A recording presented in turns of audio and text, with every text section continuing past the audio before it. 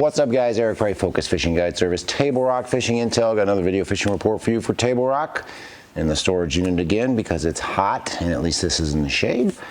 Been on the water quite a bit, pretty much every day for the last 7 days.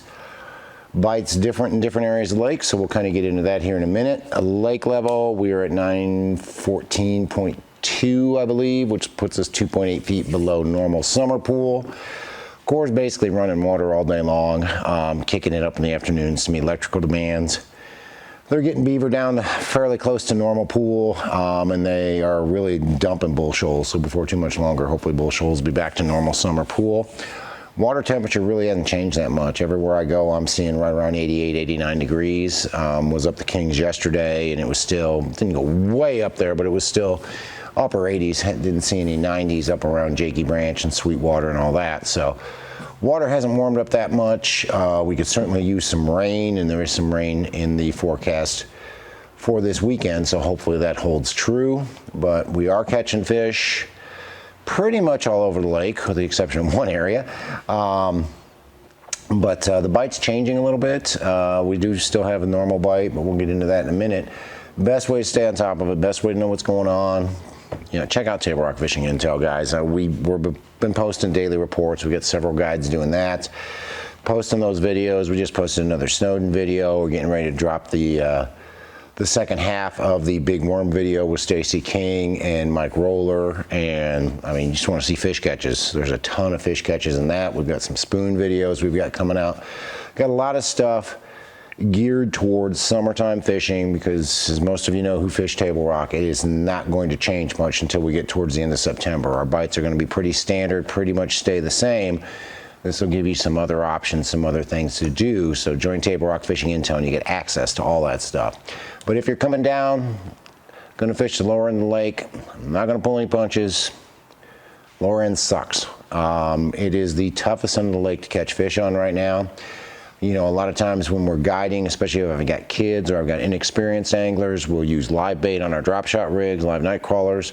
And in all honesty, it's struggled to get into the double digits on a 4-hour trip, even with live bait right now on the lower end. Most of the guides have the picking their people up and either running up Long Creek into Arkansas, excuse me, or they're going up towards Kimberling City to catch better numbers of fish. That's just how tough it is down there. Few factors going on there. I don't want to get into them, but if you are going to fish the lower end, say you're staying down there or you got a house down there or something, and that's the end of the lake you're going to fish on, drop shot bite has been best. Basically the 2 areas or 3 areas we're catching them on. We're catching them on the end of docks, off of the dock cables. Deeper docks are better, obviously. Bigger community docks are better. Hit those early before the sun gets up too high and the shade moves under the dock, because the fish will follow that shade. We're catching them out there on those gravel runouts. A lot of those fish are shallower than you expect. They're about 20 to about 30 feet deep. Few walleye, I'm not going to say a lot of walleye, but a few walleye are being caught in that 22 to 24 foot range on live night crawlers down there as well.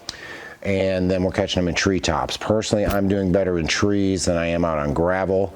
I'm still struggling to find groups of fish, especially on the lower end on gravel. So most of the fish I'm catching are in treetops, 25 to 35 foot deep, over top of trees that are in 50, 60, 70 foot of water, either on bluff ends or on channel swings in the creeks. Catching a few on a peewee and on a big worm and on a football jig. If you go up into Arkansas, fish those flat gravel points once you get up in up Long Creek up into Arkansas, but you're going to fish a little bit deeper than you expect. Most of the fish I'm catching doing that have been in that early in the day. They'll be around 10 feet, but for the most part they're offshore a little bit. They're 15 to 20, 25 foot deep is where the fish are. So I've been keeping the boat in that 20 to 30 foot range to catch those fish. You know, we're not loading the boat up there, but you know, you throw a big worm and you're going to catch, you've got the shot of catching some pretty quality largemouth. If you just want to get bites, throw that peewee football jig, and you got a pretty good chance of catching some Kentuckys and maybe a smallmouth and some largemouth. But there are fish being caught fishing essentially shallow up Long Creek on those gravel points, on those longer gravel runouts. Going to mid-lake area, the bite definitely improves when you get to the mid-lake area. Drop shot is still the king in the mid-lake area, Most of the fish we're catching on drop shot there are either coming off of dock cables, coming out of treetops, or coming off of gravel. Same sort of deal. We're catching the dock cable fish. You got to hit them early before the sun gets over top of the dock. You know, as long as you've got some shade coming off the end of the dock. There's been several fish being caught doing that, using a shad shape, cut tail, UV drop shot worm, or Chomper's drop shot worm. Treetop fish, again, 25, 35 foot deep seems to be the key depth where the fish are. The overall depth really doesn't matter. I mean, I caught some, I guess it was last Thursday or Friday, I don't remember which, but we caught some on a shad shape out over 120 foot of water, but it had some trees, and the trees came up to 50, and the fish were still up in that 35 foot range. So the overall depth really doesn't matter. And then out on the gravel, again, I'm not doing great out on the gravel. I mean, I know a lot of guys that are, and a lot of those guys are using live bait, and they're really targeting walleye and catfish as well. And if you go hit some long gravel points in the mid-lake area with, you know, drop shot in the night crawler, keeping it on the bottom in that 20 to 24 foot range, you're gonna catch a mixed bag. You'll have some spotted bass. You might even have a largemouth or smallmouth. You're definitely gonna probably get into some walleye, and certainly gonna get into some catfish if you just want to catch some fish. So that's going on. Topwater bite's a little hit and miss, but I have had some days where it's been like today was a little bit breezy, so we did have some fish come up busting shad.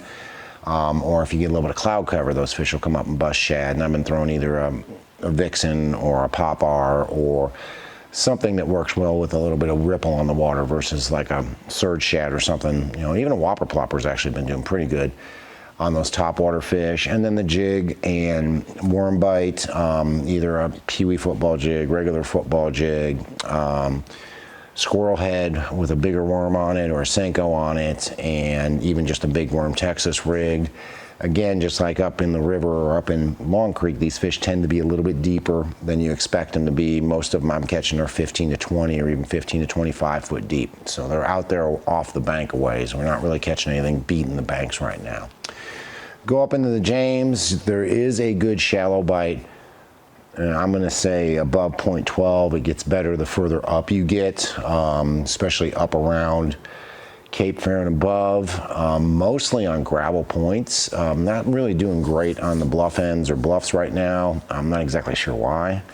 You'd think there'd be fish on those deeper swings, but really most of the fish we're catching are on gravel points. We're catching them on a big worm, Texas rigged, half-ounce weight. Again, they're a little bit deeper than you expect. They're going to be in that 10 to about 18 or 20 foot range. We're catching them on a peewee football jig. We're catching them on a regular jewel football jig, either the half-ounce or even the 5/8 ounce football jig with a bigger skirt. Catching some on a shaky head, like a Magnum shaky head has been really good. Something that's a little bit heavier that you can put a bigger bait on. Either putting an 8 or a 10-inch worm on that seems to be working as well. A lot of those fish are up there fairly shallow, so you can catch them doing that. Did have a few on a buzzbait early in the morning last week in the back of a couple of pockets. I think it was really more of a just right place, right time. Had the opportunity. There were some shad back around some laydowns, and we threw buzzbaits. Threw squarebill a little bit, but we only caught one little fish on it. But we caught some fish on a black on black buzzbait. Just around the laydowns, and I mean, not a lot. We caught about 4 or 5 fish, but there were some decent quality, some 2.5 to 4 pound fish on a buzzbait back around some laydowns around the backs of the creeks. But again, I'm pretty sure that was just because the shad were all the way back in there. Go up in the White River. I've spent a ton of time up the White River this past week. It's this time of year when it gets hot. That's really my favorite area to fish. If I'm not fishing a big worm or I'm not fishing a big football jig, I really like to go up the White River because the fishing seems to be a lot more consistent up the White River. Definitely catching them on a drop shot rig up there, shad shape, cut tail, UV drop shot worm, Chomper's drop shot worm, colors. Shad shape, we're throwing natural shad. UV drop shot worm, I'm throwing the natural crawler color, the cut tail, I'm throwing the purple brown laminate, and then the Chomper's drop shot worm, either brown purple or plum have been my best colors. Most of the fish I'm catching are either off of boat docks. Same deal, get there early before the sun comes off the end of the dock and moves those fish up under the dock, or I'm catching them out of trees. Pretty much everything. I'm seeing a lot of guys fishing gravel. I know a lot of them are using live bait. A lot of them are trying to catch walleye, which is great because there are a lot of walleye being caught up there. But most of my clients are more interested in catching bass, so we've been fishing treetops, both on the main lake and back in the creek arms. Again, 25 to 35 is where the fish are. Overall depth, I really don't care. It doesn't really seem to matter to me. Go up in the Kings and went up there yesterday. At the end of the day, I mean, I had a 6-hour trip, and it was around noon we went up there, and we caught them on a peewee, we caught them on a shaky head. Didn't throw a big worm, but probably could have caught them on a big worm on some gravel points. And again, they're deeper than you expect. You're not going to go up and beat the bank right now and get a lot of bites, but if you get offshore, get your boat in 20 to 25, especially if you have targeting sonar, you will see the fish moving around on these points, and you can throw into these schools and catch them. So we caught them doing that. And then we had some fish both today and yesterday come up busting shad in odd times, 8:30, 9 o'clock in the morning.